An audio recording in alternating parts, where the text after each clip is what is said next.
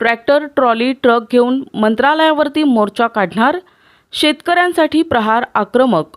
अहमदनगर जिल्ह्यातील ऊस बागायतदार शेतकरी कर्जबाजारी होत चाललाय, तर दुसरीकडे कारखान्यांकडून त्यांची देयके थकीत ठेवली जात आहेत. शेतकरी ऊसाचं बिल आणि त्यावरील व्याज वेळेवर मिळत नसल्यानं कर्जबाजारी होत चाललाय. त्यामुळे आर्थिक हतबल होत आहे. धक्कादायक म्हणजे शेतकऱ्यांचीच असणारी जिल्हा बँक ही कर्ज बुडविणाऱ्या साखर कारखानदारांना कर्ज देण्याची चुकीची धोरणं अवलंबत आहे. या गोष्टींचा निषेध आणि शेतकऱ्यांना त्यांची थकीत देयके हे तातडीनं मिळावी यासाठी येत्या काळात ट्रॅक्टर, ट्रॉली, ट्रक भरून मंत्रालयावरती मोर्चा काढणार आहे, अशी माहिती प्रहार जनशक्ती पक्षाचे जिल्हा प्रमुख अभिजित पोटे यांनी आयोजित पत्रकार परिषदेत दिली आहे. आज अहमदनगर शहरामध्ये प्रहार जनशक्ती पक्षाची या ठिकाणी पत्रकार परिषद झाली. या पत्रकार परिषदेचा विषय होता की अहमदनगर जिल्ह्यातील सर्वाधिक असणारा ऊस उत्पादक शेतकरी याला थकीत ऊस बिल वेळेवर मिळत नाही. 5 ते 6 महिने झाले ऊसाचं बिल मिळालं नाही. त्यावरील शासनाचा कायदा असूनही व्याज दिलं जात नाही. आमच्या मागणीवरून साखर आयुक्तांनी आम्हाला आलेल्या पत्रावरून असं कळतं की 4 साखर कारखान्यावर जिल्ह्यातल्या जप्तीची कारवाई सुरू केलेली आहे. तसं प्रादेशिक कार्यालयाने आम्हाला पत्रही पाठवलंय. परंतु दरवर्षी आमच्या माध्यमातून अनेक कारखान्यावर जप्तीची कारवाई झाली. एकाही कारखान्याने उशिरा ऊस बिल दिलं म्हणून शेतकऱ्याला व्याज दिलं ऊस पंधरवडा कायद्यानुसार असं कुठेही झालं नाही.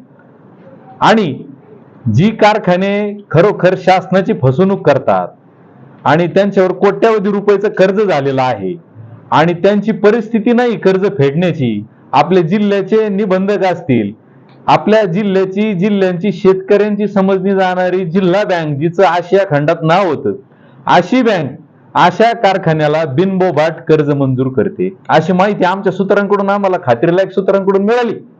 अशा कारखान्यांना तुम्ही कर्ज देणार आहात, जी कारखाने कायम शेतकऱ्यांची देणी थकवतात, त्यांना व्याज देत नाही. कारखान्यासाठी जो कायदा शासनाने निर्माण केला 1966 कलम 3 याला कायम टेररची टोपली दाखवली जाते. अशा कारखान्यांना कुठलीही कारवाई न करता, कुठल्याही प्रकारे त्यांचं रेकॉर्ड न तपासता त्यांना कर्ज मंजूर करण्याचा घाट या ठिकाणी सुरू आहे. जिल्हा बँकेच्या या ठिकाणी मी निषेध करतो.